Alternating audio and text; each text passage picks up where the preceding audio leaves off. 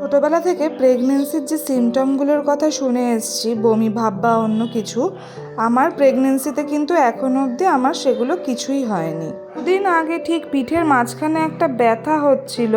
প্রথমে আমি ভেবেছিলাম গ্যাসের ব্যথা, কিন্তু আস্তে আস্তে দেখলাম ব্যথাটা পুরো আমার ঘাড় থেকে বাঁ হাত পর্যন্ত আমার বাঁ সাইডটাকেই পুরো লক করে দিয়েছে। আর এক বা দু রাতের মধ্যে যে এতটা বাড়াবাড়ি হয়ে যাবে সেটা আমি কিন্তু একেবারেই বুঝতে পারিনি।